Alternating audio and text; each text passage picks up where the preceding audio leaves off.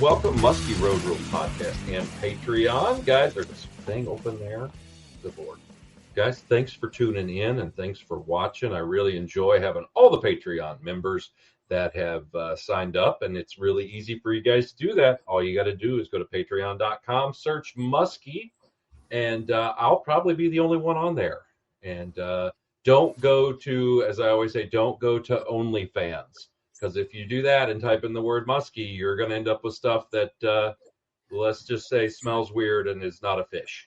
So don't do that. Don't do that. Go to Patreon.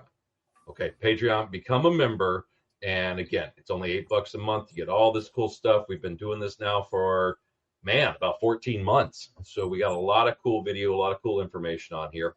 And we're going to do our drawing for the March giveaway. And our March giveaway is this dude right here.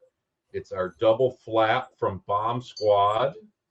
We're going to have one of our lucky Patreon members win that. So I'm going to go to my picker here. I got one up on the computer, put all the names in, and I'm going to click spin. Oh, my God. Do you hear that, folks? We're spinning. We're spinning. And who is our... Rich Kane is our winner of the flap tail, the double flap. Rich, my man, I've fished with Rich before and his son Ethan. Great bunch of guys. Rich, you won the double flap, and it's actually painted like an eagle, which I really enjoy that. I love fishing with anything that looks like a bird. But yeah, we have the double flap from Bomb Squad. Now, guys, coming up in April, we're going to be giving away a crankbait from Hans the Carver.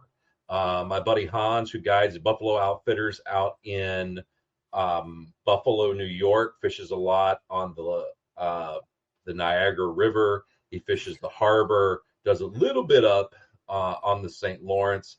His crankbaits have caught some giant fish. Go to Hans the Carver on Facebook and check it out and see some of these giant fish he's got there. The big guy does a great, great job. And that's what we're going to be giving away at the end of April. So Rich, going to get in contact with you. Give me your information and I'll put that in the mail and you should receive it by 2028.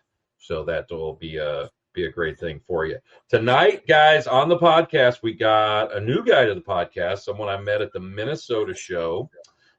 He had some really cool lures there. I got Justin Buchholtz. Did I pronounce that right? Please tell me. Buchholtz, but that's fine. Buchholtz. That's like Booker.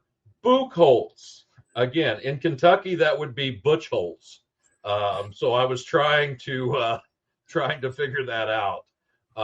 But no, man. Well, I tell you what, I walking by your booth there. I seen the baits that you had, and you had some really cool paint jobs. Again, everyone knows that listens to this. My paint job looks like a wet fart, and they are the worst in the world.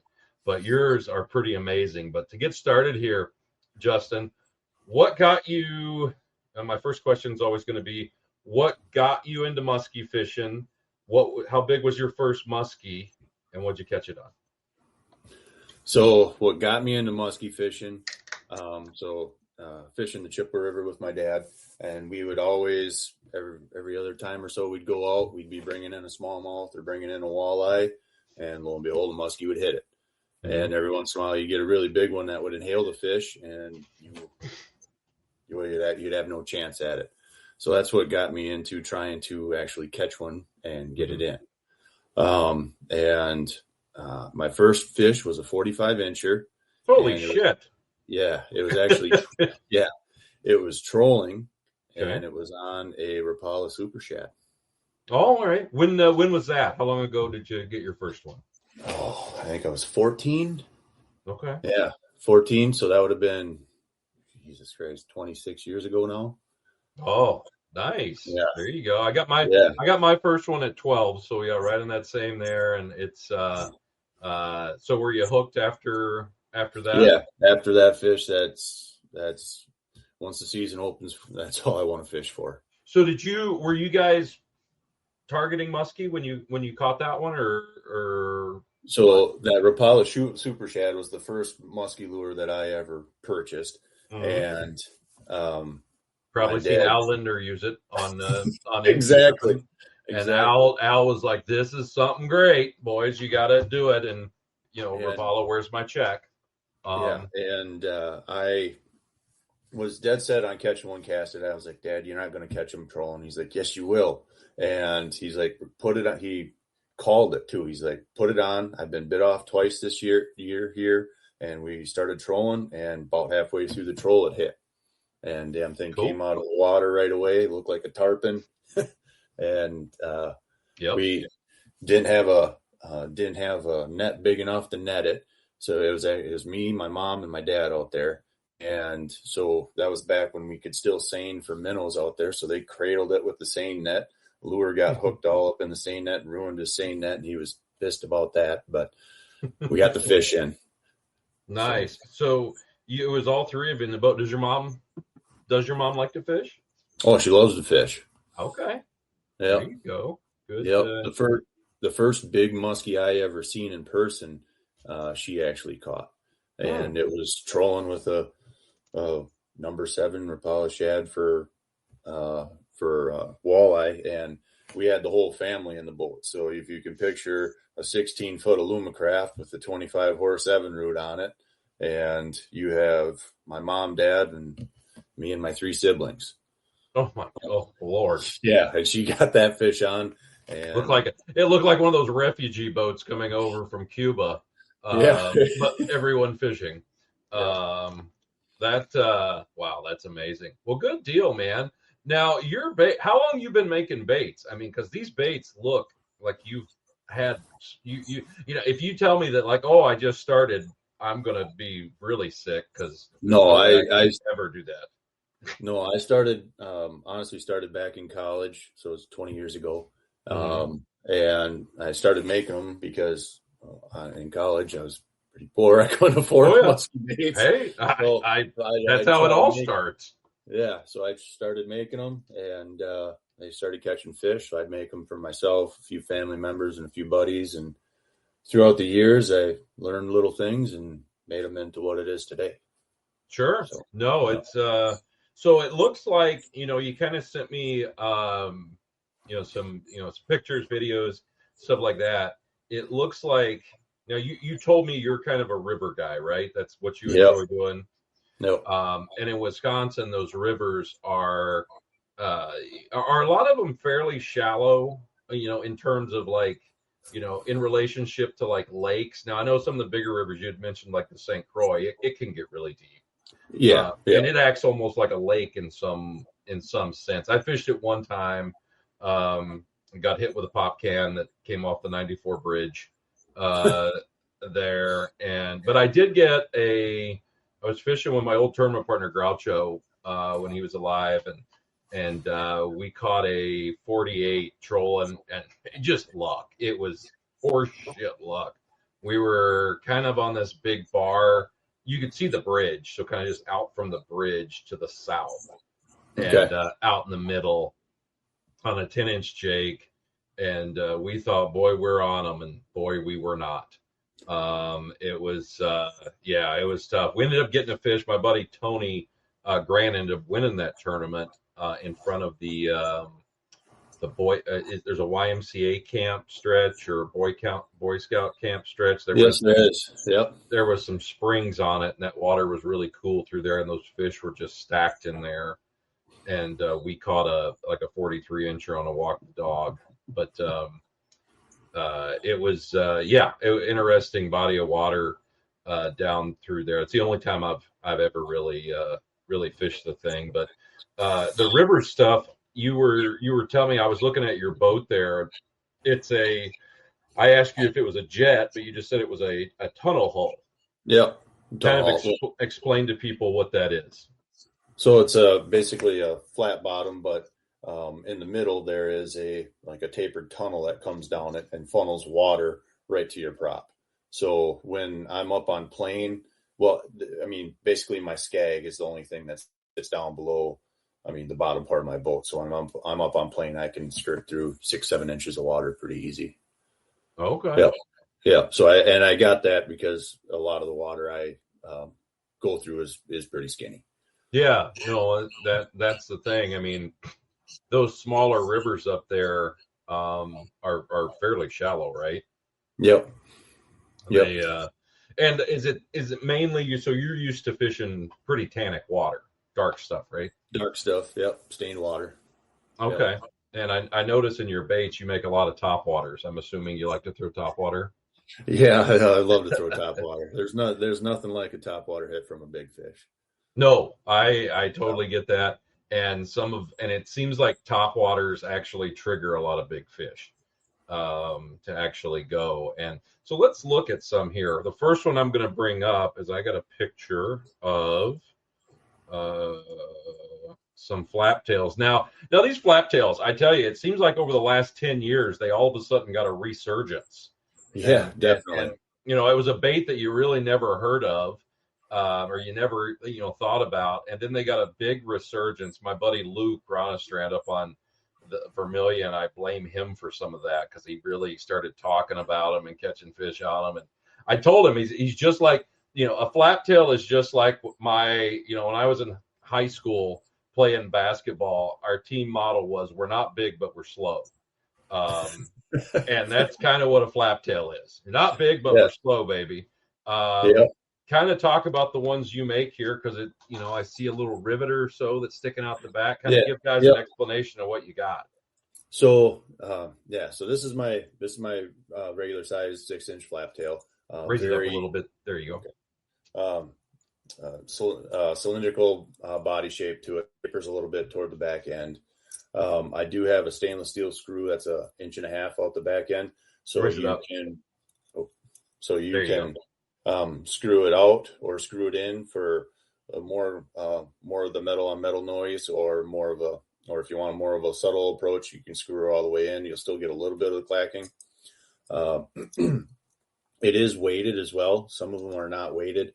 So because I like it to sit lower in the water, and you'll see that with a lot of my top waters. I do weight them all so they sit relatively low in the water, because when fish hit a top water, majority of the time they hit it so hard it blows it out of the water, and that you then don't end up with a good hooking percentage. So on that, not to cut you off on anything here, but do you find that you need to use a lighter leader? Because like on a long cast, at the end of the cast, do you see the bait wanting to dig underneath the water at all with like a heavy, say, fluorocarbon leader? I've just found, and then this is just me personally, that like a shorter wire leader works really nice with surface baits. So I use a short, a solid wire for most of my top waters. That's about 8 inches long. Okay. Because your 12-inch 100-pound fluorocarbon leader, it doesn't do it so much to this or my tick topper, but for my walk the dog and my wake bait, it does like the dig with a leader like that. It does like the dig.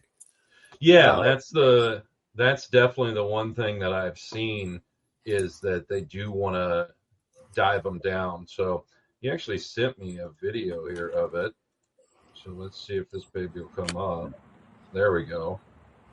I think this is your flap here. Yeah, that's your flap.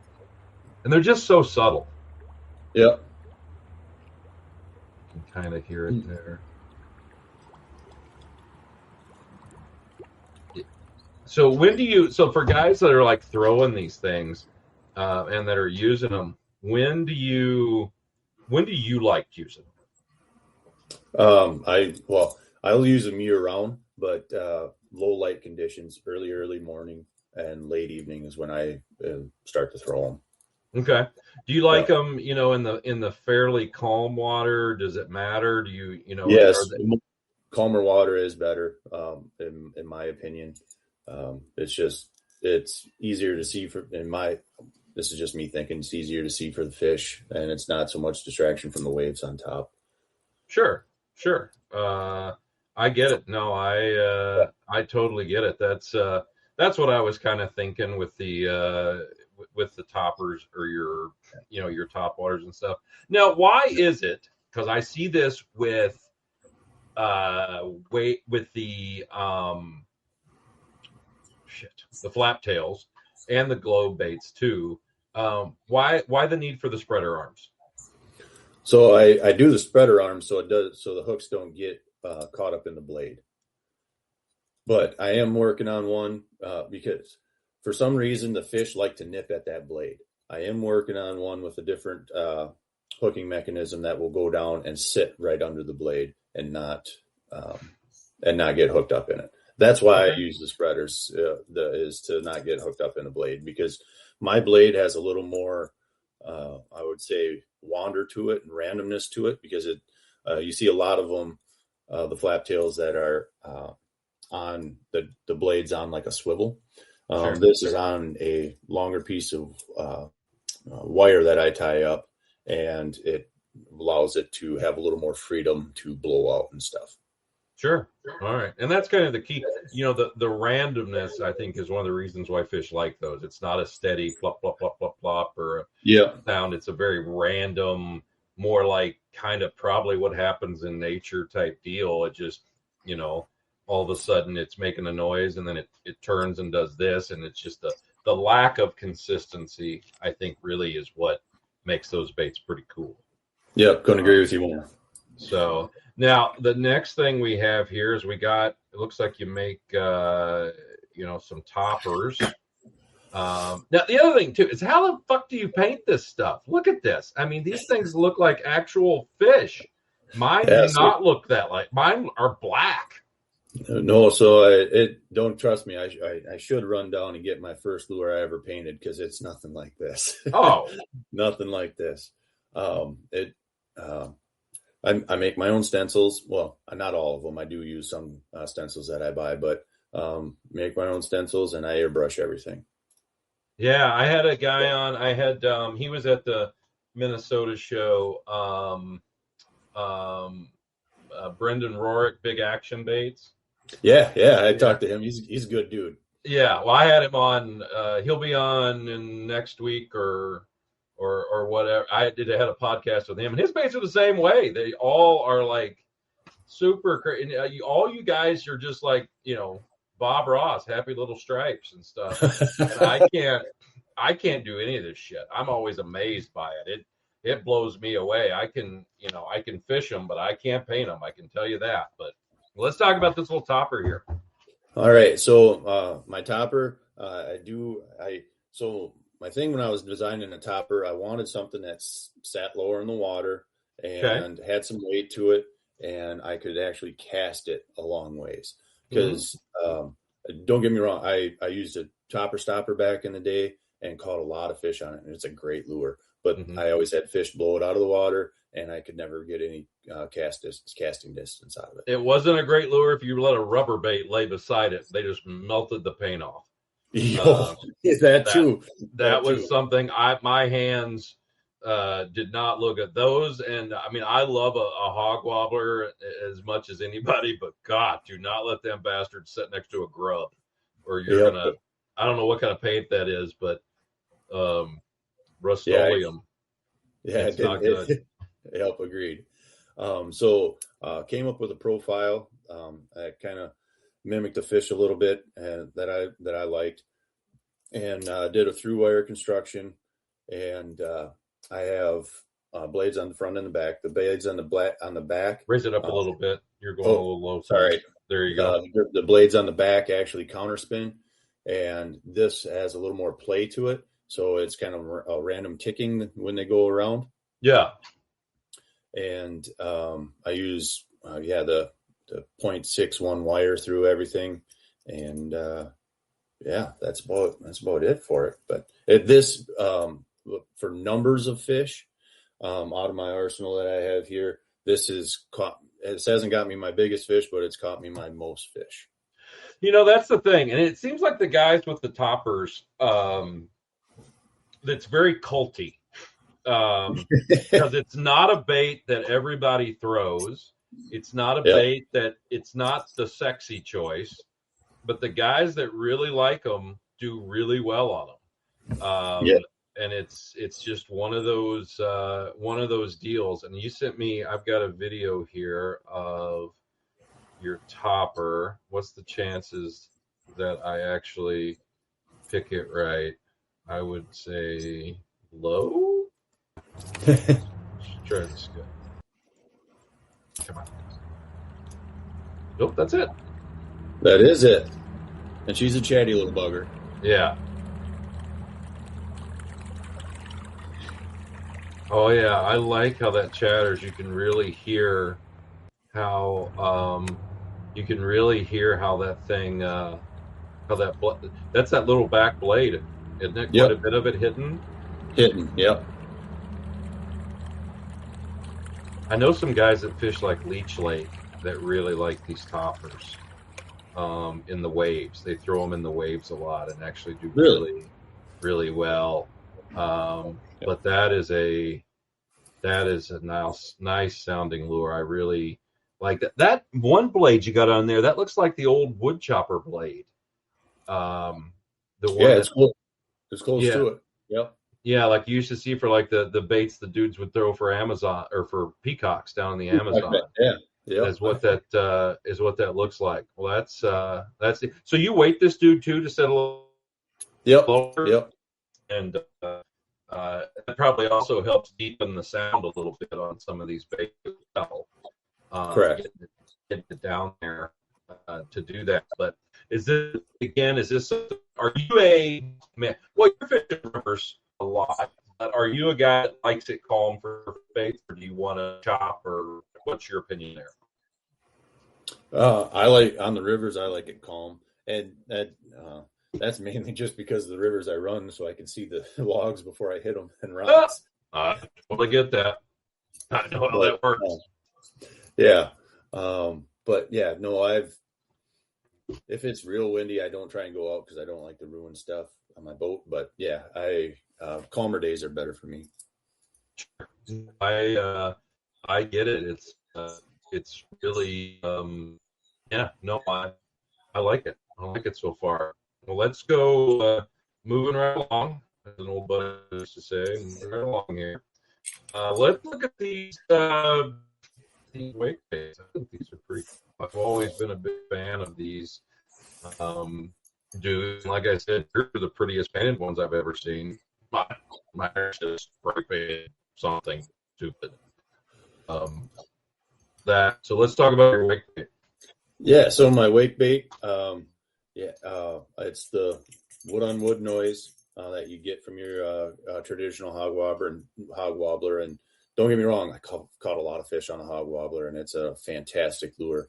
My biggest pet peeve with it is you had to fish it so slow. Mm-hmm. And so what I did was my spacing between the two halves here, I shortened that up so it reduced the frequency of the wobble, and so you could fish it a little faster. And I wanted something instead of just your round profile. I wanted more of a bait fish profile. So that's what I did when I was shaping it. And then cool kind of side effect that I didn't account for making it flat sided was when it's going through the water, it actually pushes a little bit of water on each side and makes almost a slurping sound to it. Yeah. So and this actually, my personal best actually came on the prototype to this, and this makes me wonder if the paint actually does anything, because my prototype was just a chunk of cedar with a couple coats of epoxy on it. Well, I always call that foreskin pattern. I can paint that. That's one of mine that I can paint. I've got a lot of tricks up my sleeve. But that is I love hog wobblers. The wake that style bait. Back in the early Mille Lacs days, that's what we caught a lot of big fish on. I mean, I've gotten quite a few 50 to 53 inch fish on that style lure, and it's still one of my favorites. The slowness, though, is something that is hard, especially nowadays with people. They seem to want to fish faster. So it is hard. So that one you've actually got to where you can reel at a decent little clip. Yep. Okay. Yep. Well, that's Yep. cool. I got it. And you could still fish it slow, but you Mhm. can fish it faster too without it blowing out to the side or anything like that. Sure. And I got a shot here. Man, that thing's tail really kicks. Yeah.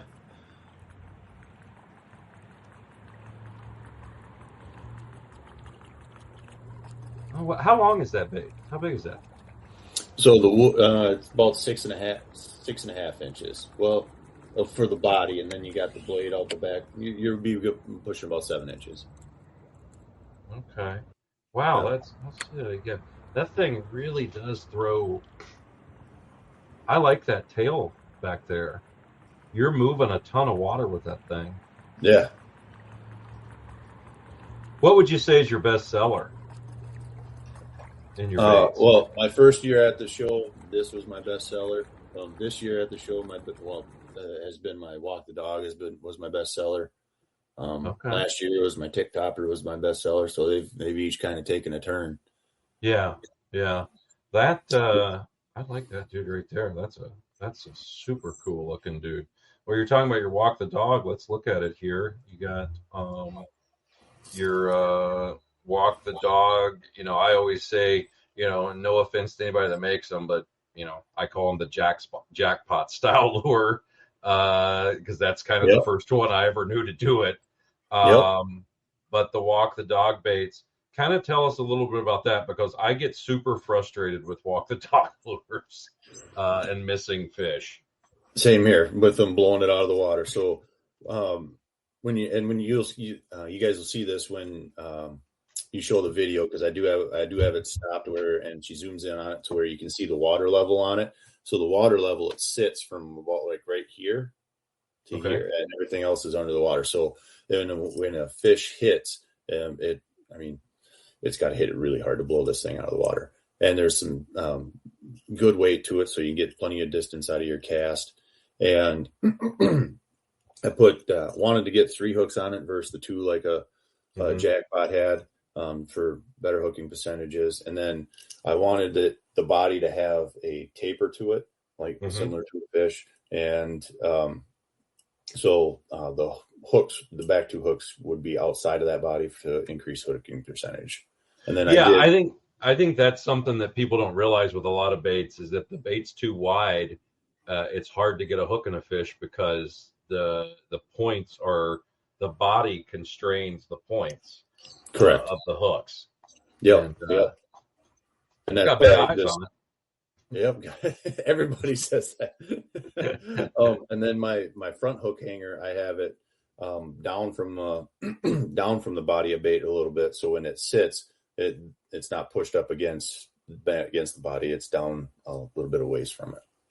Okay. So, yeah. And I wanted to get something a little bit different shaped than just your normal turned cylinder shape. Yeah. And it looks like a crappie pattern you painted up. Yep, this is a crappie pattern. Yep. Oh, see, yeah, you're better than me, because if I told you a bait of mine that was a crappie pattern, you'd be like, that is not a crappie that I've ever seen. Yeah, but no, I just started making these last year. And my buddy Mitch, who you have some of the photos of, his first afternoon out with it, 30 minutes into it, he got his first 50 casting. He's gotten 50s trolling before, but his first 50 casting on it. So that tickled me pink, because he's a longtime friend, and it kind of meant a lot. No, that's pretty awesome. You got it. I got it right here queued up.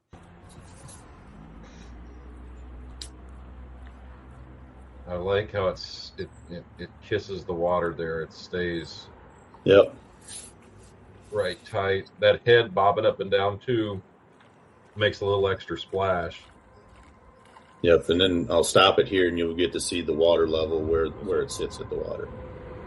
Okay. Yeah. No, she sinks down there. And is that how big is that bait, you think? That's an 8-inch bait. Okay. So, I mean, it's a man's bait. Yeah. It's a good size lure. I do have a 6-inch version and a 10-inch version that I will be coming out with, but I didn't have any of those made for the show this year. Yeah, a 10-inch one of those would be a hell of a hell of a bait. Hell of a bait, yeah. Jerome, that'd be a heck of a lure. All right, well that's the topwaters, bud. The only one. Did you have any more topwaters you wanted to show? Nope, I think that covered them. And then you've got a dive and rise. I don't have any video of it, but I've got a picture of it here. I mean, that's a beautiful looking dive and rise. And is that a piece of? Do you have a metal piece in its front there? Yeah, the piece that's in the front, it's not metal. It's a piece of 1/4-inch Lexan. Okay, that sits in the front. So because that was always I always used to use back in the day. You know what a martin is? Yeah. Yeah. So I caught a lot of fish on a martin. And the front of the nose would always get beat all to hell if it was just wood. So that's why I put the Lexan in the front lip here, so it beats up that instead of the wood. And that'd be good. That'd be good for guys like up in Canada hitting rocks and all that stuff. It'd be perfect. Yeah, exactly, exactly. So this is my 10-inch version. I do have an 8-inch version as well. I have two. This is weighted. Without these, so you can fish it without having any screw-in weights in it. But 90% of the time I'm fishing it with the second weight in here and the front one out, because the way I have it weighted, when you just have this one in, you get some serious. I mean, if she'll glide 2 foot one way, 2 foot the other way, and that's what I wanted when I got a dive and rise, and it'll still dive down. When you just have the front one in, it's got more of the arching, just dive, back up, dive, back up. And so that's what I want. I wanted the gliding side to side when I was diving. With both weights in there, what does it do? Is it going to get down? How deep will it go? Yeah. So with both weights in here, so that, a lot of the guys who fish suspended fish, you give it, 3 good jerks and you're down 10 foot, 12 foot. Oh shit. I like that. Yeah. She'll dive real fast, but then it's a slow rise to it. Slow rise when you got both weights in here. All right. How, what sizes do you make that in? So I make it in an 8-inch version and what I have here, the 10-inch version. And, nice. Which one do you think sells better for you? My 10-inch version. Really? Okay. Yeah. Yeah. You probably get a little better action out of the 10, I would assume, right? Yeah, I get a lot more, gliding action to it with the 10. Yeah, and this for the dive and rise, the 10-inch version is what I've caught the majority of my fish on. Sure. For a dive and rise. Yeah. Yeah. Now that do you throw those a lot in the rivers though, huh? Not a whole lot in the rivers. So because the river systems I fish just aren't deep enough for these. Yep. I throw these a lot on my trips to Lake of the Woods and Lake Vermilion. All right. So how's those? Where do you fish the woods out of? So Miley's place. Yep. So when I go up there, my buddy Mitch, who you got some pictures of, I go up there with him. And that's where we fish out of. And if you ask me where we go up there, I'm along for the ride, and I'd be lost if I tried to navigate up there by myself. But Mitch has been going up there for 40 years, so he. Yeah. No, I was just wondering like where you stayed at up there, and so you're fishing out of the Morrison area. Yep. And how is the jerk baits and stuff worked up there for you? Fantastic. Okay. Are you finding more using them near rocks or weeds or? Yep, the deeper wind blowing side of the islands that we fish, that's where I'll use it. Yeah. Okay. Yeah, that's cool. I'm gonna have to get one of those. I like those things. They look neat. Yeah, that's awesome. And then you got a crankbait. Yes. Here, I'm gonna bring up a picture of it for people to see, a big picture. It looks like you've got are those different size ones I'm looking at here? No, those are all the same size. Oh, okay, just the way they're Yep. laying. Yep. Now that looks like a heavy duty dude with the big metal lip on there and all the fixings. Yep. So she's got a 1/8 inch aluminum lip to it, solid through wire construction. So nothing's ever going to pull out.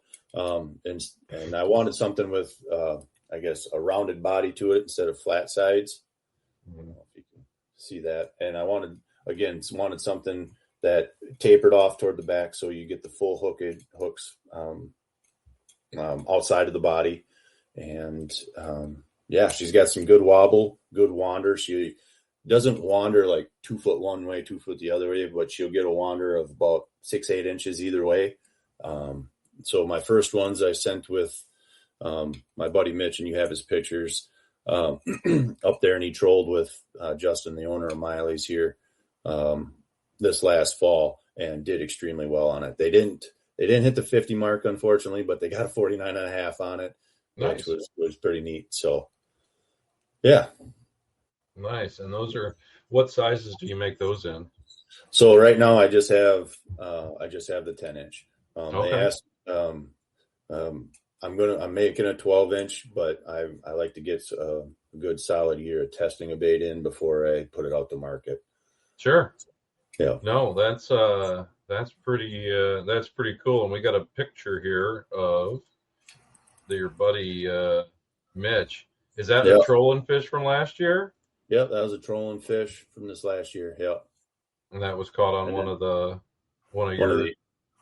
Yep. Yeah. What colors and stuff? What did they seem to like up there?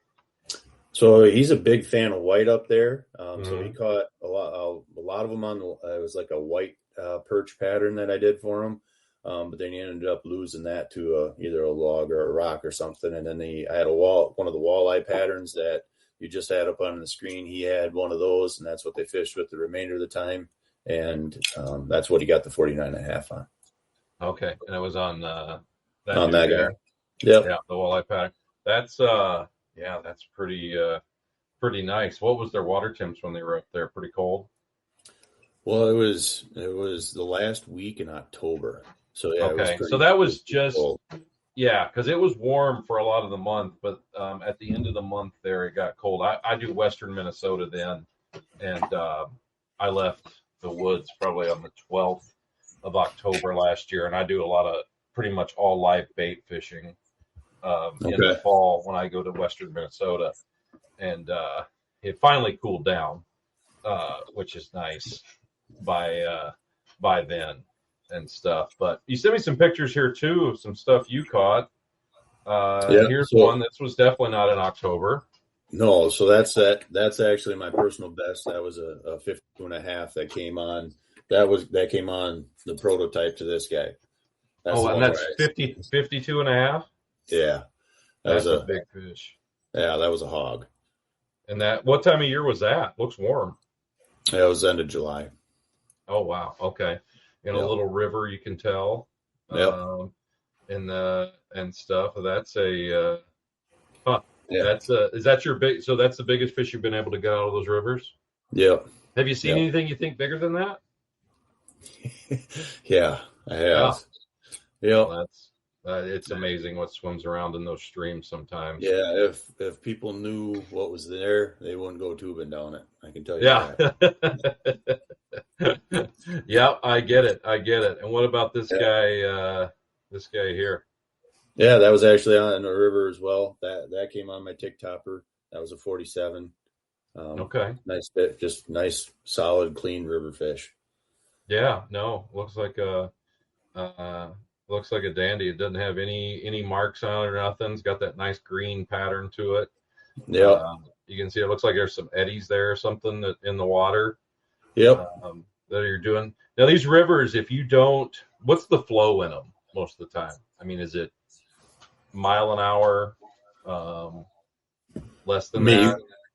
Well, it depends on the water level, but the majority of the year it's probably less than that. I mean, these fish, there's never a bad cast. They could be sitting out in the middle because behind a rock, or they can be up close to shore.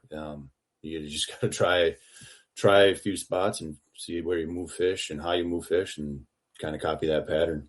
Sure. No, I get it. And then you sent me this guy here, which when you sent it to me, I said, well, shit, that looks like is that a Duke pair of sweatpants? No, so no, I went to UW Stout, and we're the Blue Devils as well, the Menominee. Thank God. So If it was a blue, if that was for Duke, I would have a no, huge issue. no, I just noticed that. Um, this this fish here, it looks like it's beat up a little bit there. And you were saying yeah, that was an early season guy. yeah, that was I was opener one year, and actually got that on one of my tick toppers as well. That was a 50.5. Oh wow. Thick fish. It's still and for it being northern zone opener, I mean, it still had a 21-inch girth to it. It was Wow. it was a thick fish. So that fish there, what is is that a lake fish or is that a river fish? That's a river fish. Oh wow. Yeah. That's And you can see, like, there's that red dot on the side of it there, and then I don't know if you zoom in almost to where its fins are right below its jaw, you can see it a little bit, but in that particular river, there's a lot of lampreys. So I pulled 2 lampreys off that fish as well. Yeah, we had those in St. Clair, and I would always do the thing, pull the lamprey off and put it on my face until the one day really got a hold and left me with a nice hickey under my eye, and I looked like I, had the beginnings of AIDS, and I thought that would be a bad thing. Yeah, those are some prehistoric looking things, and they freak me out a little bit when they kind of latch onto you, but. Oh yeah, no, they're pretty crazy looking critters. But I tell you, man, that's looks like you've got a hell of a thing going. And Haymaker Lures, how long you been making and selling baits at the shows? So this year was only my 3rd year making baits and selling at the shows. Like I said, I've been making them for family, friends, and a few local folks around where I live for for myself, probably about 20 years, giving them out to other folks, 12, 13 years maybe. But yeah. So how's it been? I mean, how's the response been? You like doing it? Are you getting good response or? Yeah, no, I'm getting good response. It's always good going back to shows and talking to repeat customers. Like there was 3 guys from Iowa. I forget what the lakes are that they fish down there. There's 2 of them. Spirit, Okoboji. Yeah, and the 3 guys all came last year, bought tick toppers from me, got their personal best on them, and came back and each bought 2 more. So nice. Hearing something like that makes me pretty tickled. Yeah. How? What's the biggest fish you've heard of caught on your stuff? Was it your 52, or have you heard of it? Yeah, and I always ask people. So, and like when somebody orders something from me on my website, I always handwrite a note and put a card in there and say, please share pictures, because I like to see what folks are catching them on, catching on my lures. And I'm kind of surprised that I don't see or hear more other than it's musky fishermen. They're secret motherfuckers. They like to be quiet, and they're just. I tell you, I can't. Yeah, trust me, I'm one of them. But. Oh yeah, shit, I'm that way too. Hell, sometimes you get me drinking, I'll tell you a lot of things. Most things you don't know, you don't even want to know. Yeah, you get a little tongue oil on you, and I do the same thing.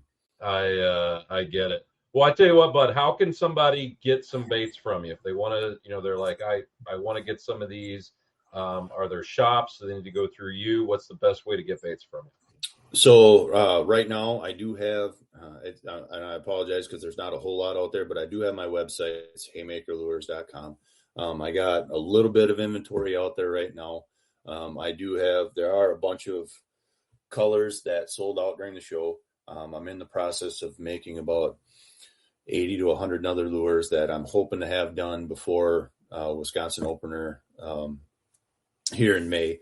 And I will, if you follow me on my Facebook page, that's when I make drops out on my website, I will, I'll announce them on there so you can go out and then buy them off my website. But if you want a custom lure, you can email me through my website and I can put you on a list. I got a list of about 30 guys right now waiting on lures, and I can get you on a list. So that's, yeah, that's kind of how you'd go about getting them.